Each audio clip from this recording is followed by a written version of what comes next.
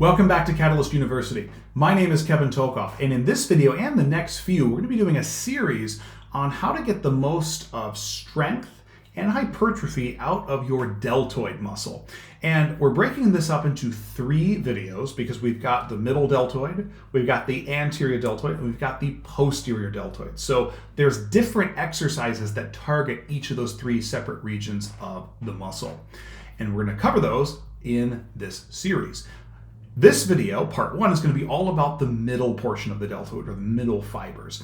But before we get into any specific exercises on that, let's do a review of the anatomy of the deltoid muscle. If we look down here on the bottom left side of the screen, we see a lateral view of the right deltoid muscle. This entire muscle is innervated by the axillary nerve, and it's subdivided into 3 components. If you look over here on the front side, these would be called the anterior fibers. If you look in the middle right here, these would be the middle, sometimes also called lateral or intermediate fibers, depending on your source. And then back here, we have the posterior fibers. Now, the anterior fibers, generally speaking, originate off of the lateral part of the clavicle. And so sometimes these are also called the clavicular fibers, not to be confused with the clavicular fibers of the pectoralis major, which sits anterior to those. The middle fibers originate off of the acromion of the scapula, and sometimes they are also called the acromial fibers. And then the posterior fibers originate off of the spine of the scapula, and sometimes they will also be called the spinal or spinous fibers. Now, the entire deltoid muscle is a convergent muscle, meaning it has a fairly broad origin, and the fibers collectively converge on a single point about 1/3 of the way down the lateral side of the humerus, and this point is called the deltoid tuberosity, and this is the insertion of all 3 regions of the deltoid. Now, if you look up the individual actions of all 3 of these regions, what you typically find is that the anterior deltoid is going to facilitate shoulder flexion and internal rotation. The middle fibers will facilitate shoulder abduction, and the posterior fibers will facilitate shoulder extension, horizontal abduction, and external rotation. And there's nothing incorrect about any of that. However, realistically, every single part of the deltoid, to some extent, facilitates shoulder abduction. Generally speaking, though, the closer you are to the midline of the deltoid muscle, the more it's going to facilitate shoulder abduction. If we look here, the deltoid can actually be further subdivided into 7 separate regions, although nobody typically views it this way from a strength building or bodybuilding perspective. But you can see here from anterior on the right to posterior on the left, we have A1, A2, A3, M1, P1, P2, and P3. If you look at this diagram, it's going to be M1, that region, that's going to facilitate most of the shoulder abduction. A3 and P1 will also facilitate that, but to a slightly lesser extent. And as you go further laterally, each segment will facilitate less and less shoulder abduction and fall more into their general other functions, like shoulder flexion and internal rotation over here for A1, and shoulder extension, horizontal abduction, and external rotation over here for P3. The closer you get to the middle, the more abduction it facilitates. Now, a complete rupture, also called a grade 3 tear, of the deltoid's distal ligament off of the deltoid tuberosity is exceptionally rare. I've never seen it clinically, and I've also never heard of anyone having that. However, I have seen a grade 1 or grade 2 strain of the deltoid muscle itself. And what's interesting to note is, while that will adversely affect lifting your arm up in any plane to some extent, it actually has less of a negative effect than tearing one of your rotator cuff muscles, in particular the supraspinatus. The reason that tearing a rotator cuff muscle has more of an adverse effect on lifting the arm up is because when the rotator cuff muscles rupture, you end up compromising shoulder stability. And the deltoid muscle will not be able to function near as well with limited shoulder stability. So if you ever have somebody in the clinic who has a lot of shoulder hike and can't lift their arm up past a certain point without exceptional pain, or they can't do it at all, it's a lot more likely, astronomically more likely, to be a rotator cuff tear or something in that vicinity than anything to do with the deltoid muscle itself.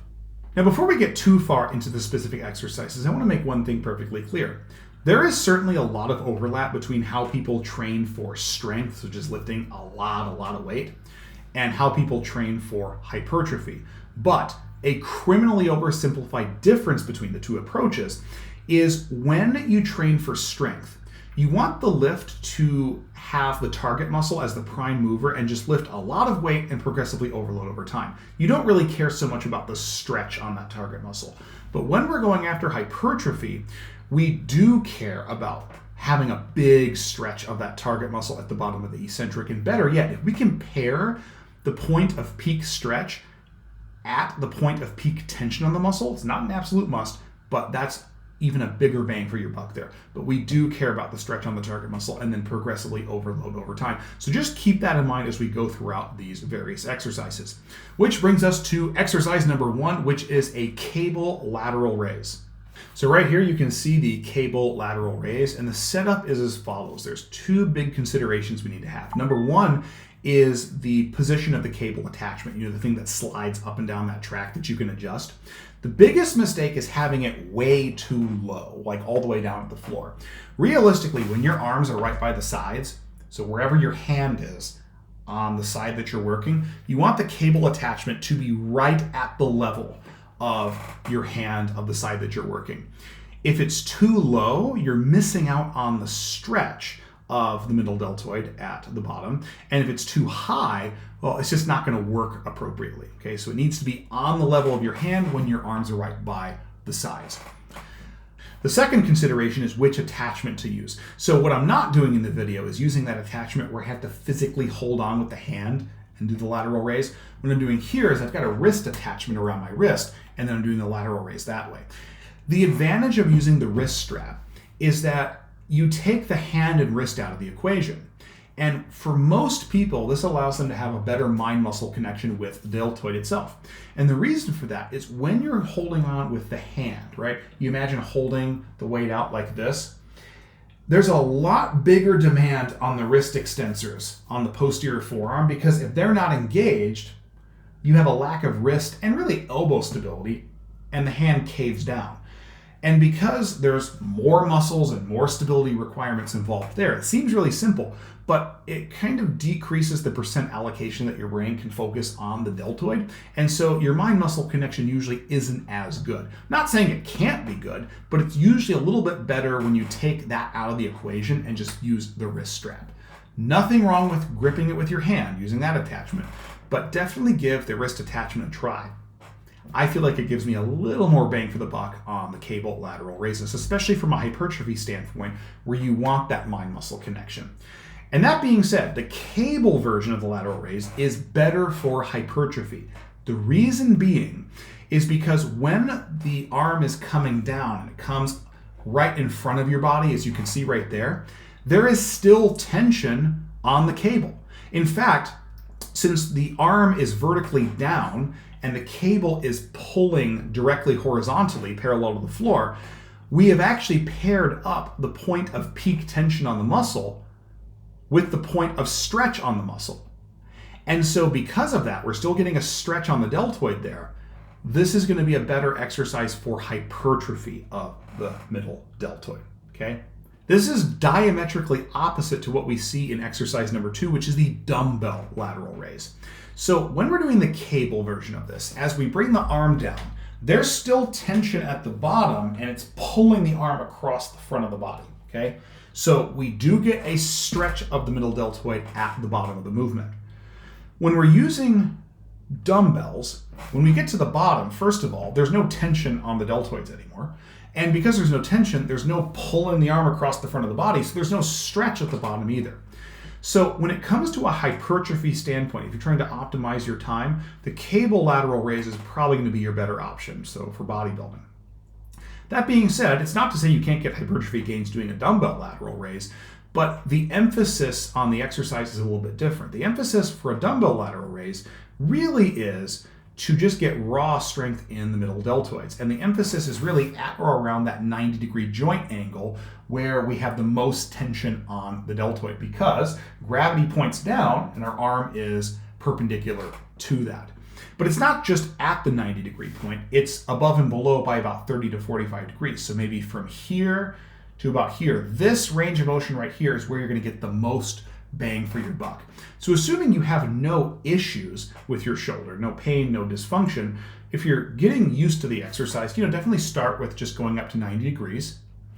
And once that gets a lot better, then consider going above that. And some people would call this version of the lateral raise your super range of motion lateral raise, where you're getting not just that bottom half, but also the top half of the motion. And this can become really useful for people that need to get really strong with overhead movements like a military press, even clean and jerk, snatch type of movements where the deltoids have to be really strong. A lot of the Chinese Olympic weightlifters will do these lifts where you can see right here, they take these plates and they do the super range of motion lateral raises. And apparently it's worked for them quite well.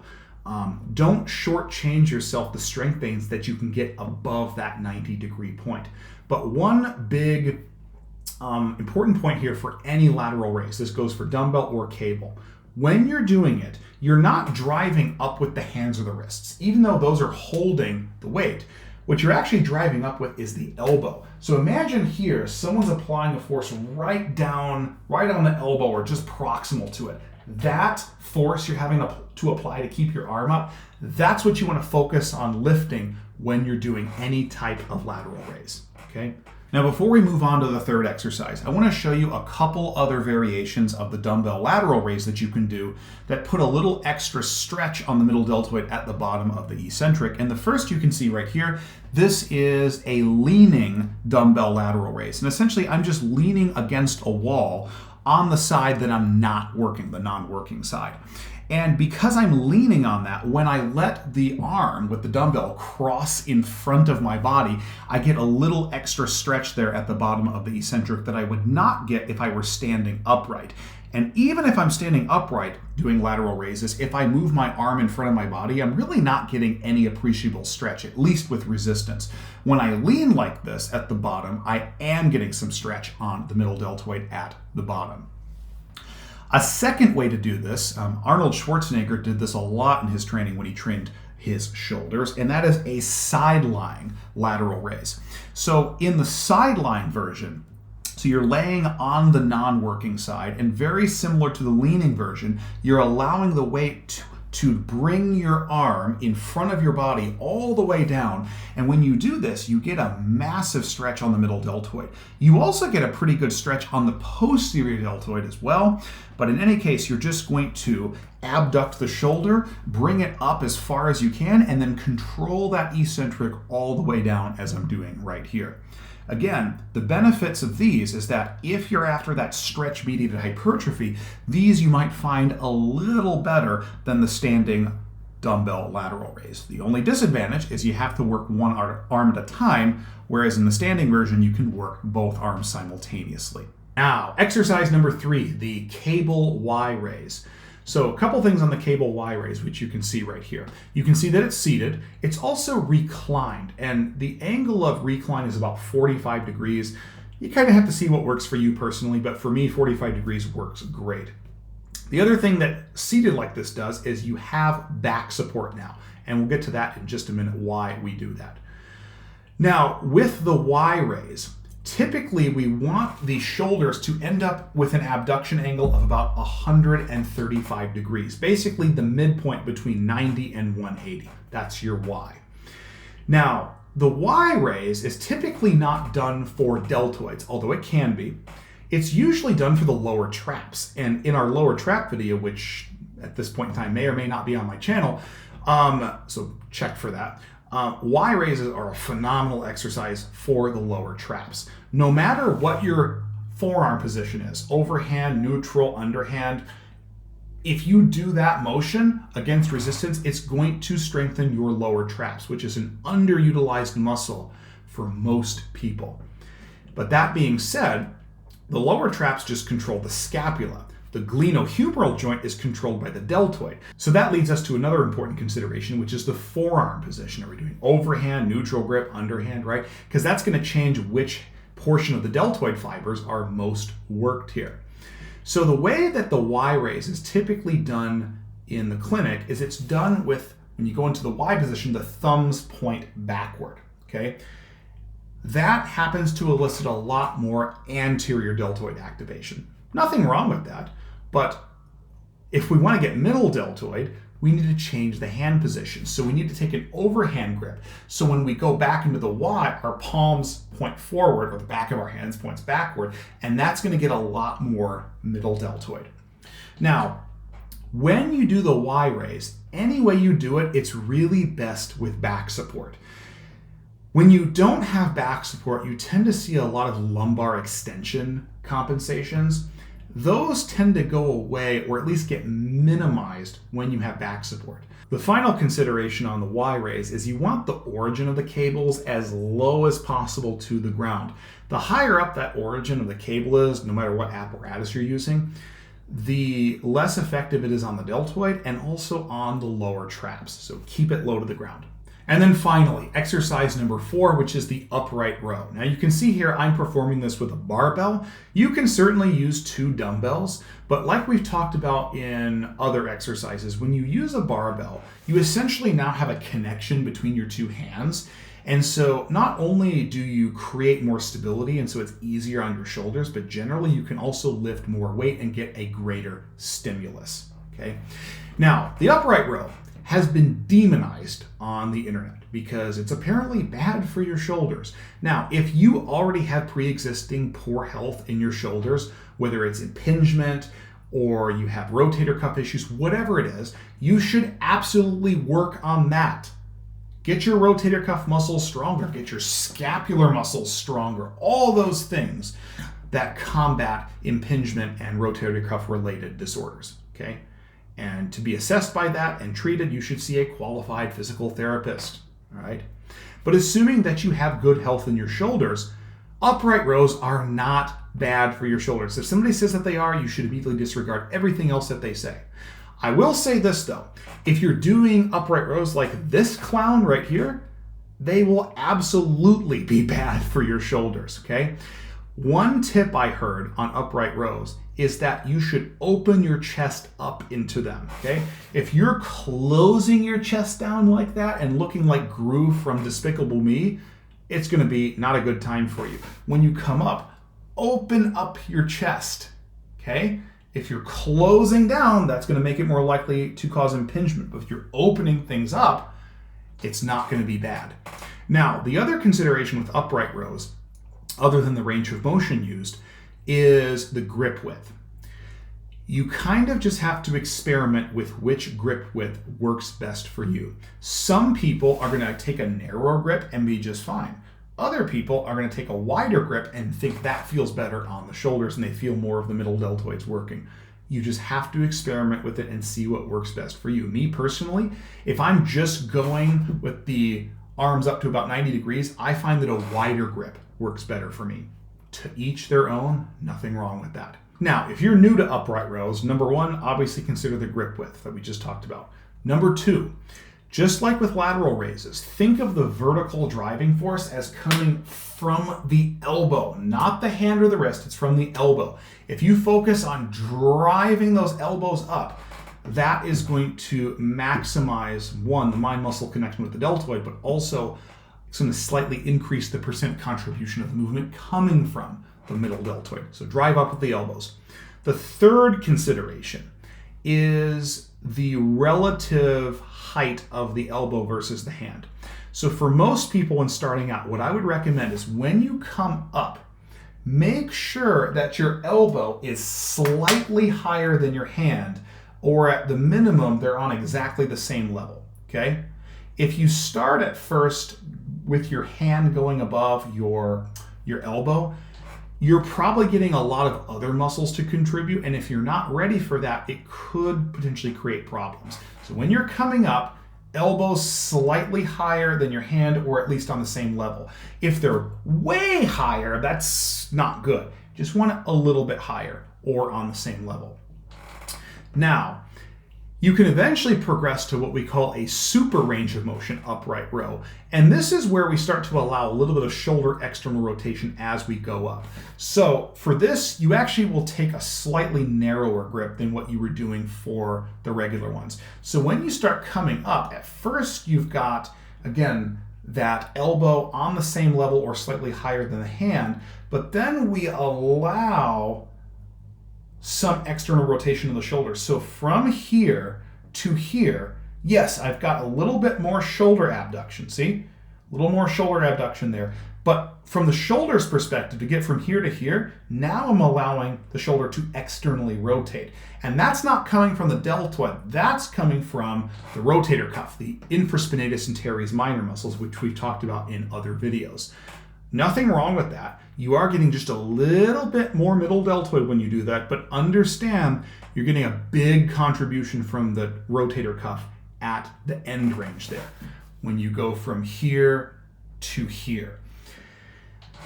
That can be very beneficial to do for some people because getting those rotator cuff muscles stronger for long-term health of your shoulder, oh my God, it is super important. Rotator cuff weakness and poor resiliency is one of the most common things I see in the clinic for basically anybody with conditions above the belly button.